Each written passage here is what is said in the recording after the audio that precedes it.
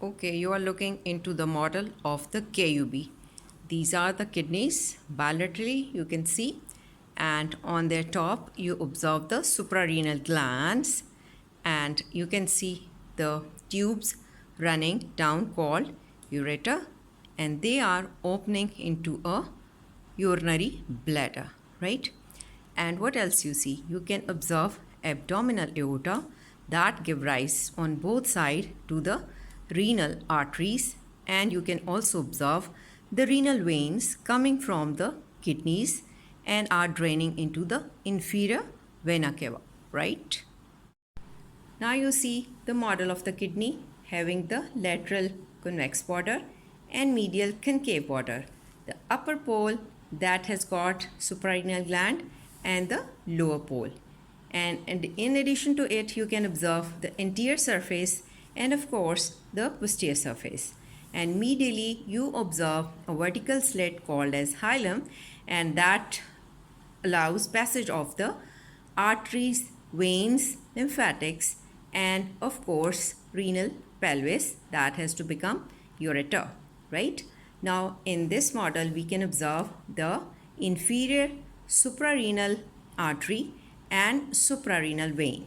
Now we can come towards the renal artery that is entering the renal substance and the renal vein that is getting exit through the kidney, right? Now if we observe it as a right kidney, so it's being covered on its most outer side by the pararenal fat. Next to it we have got renal fascia, and then just next to it or closer to the kidney is the perirenal fat, and the most closer structure that covers the kidney is the renal capsule. So let me repeat it, that it has got the pararenal fat, then the renal fascia, then the perirenal fat and the renal capsule, and then we observe the structures that are lying or forming the anterior relation of the right kidney. On the upper pole, you see the suprarenal gland or adrenal gland, right? And next to it, this area is being covered by the liver, right? And then if you move a little bit at its lower side, you get the folds of colon hair, which will be showing the right colic flexure, the right turn from where then later on the transverse colon is going to be started.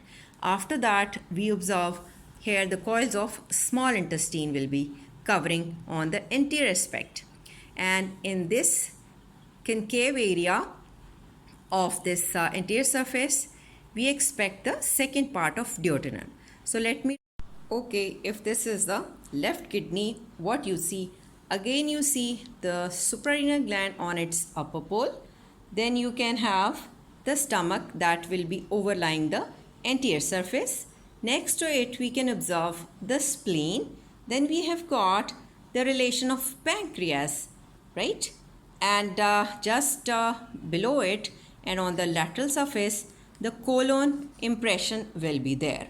And then at this area, we expect that the duodenum or small intestine could be covering the anterior surface of the left kidney, right?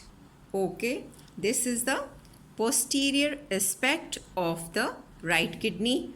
What you expect here, again you are looking the suprarenal gland, and then you expect the costodiaphragmatic recess of the pleura, and along with that the 12th rib will also cover, and then you expect the muscles are also lying. How you will learn them, that most medially we expect the psoas muscle, then we get in the middle the quadratus lumborum, and then we expect the transversus abdominis. And after that, if we learn about the nerves that form the posterior relation, we can mention that the subcostal nerve and iliohypogastric and ilioinguinal nerves, they are supposed to form the posterior relation. Almost same is the case if we consider it as the left kidney, with the few exceptions that the costodiaphragmatic pleura is definitely there, but the 11th rib is also a part of its posterior relation in addition to the 12th rib, because we know the left kidney is placed a little bit higher and right kidney is placed a little bit lower level in your abdomen due to the larger lobe of the liver, right? This is the reason. Okay, now you can see the hemisection of the kidney, in which the most prominent part you can see on its outer region is the cortex, that would be in the darkest tone because of its 90% blood supply. Then you get this part, which is the medulla. What important structure we expect from medial to lateral? Let me tell you. We see the renal artery is going to enter into the kidney. Then the renal vein you also see, right? And this is the region, if you consider it as a vertical slit, this is the place of the renal hilum, right? And you can see this dilated portion, the pelvis, that has to become the ureter. And here, after looking into the cortex, you expect that the part of the cortex entering into the medulla, they are called as renal columns. These portions in between the pyramids, they are forming the renal columns, right? These one.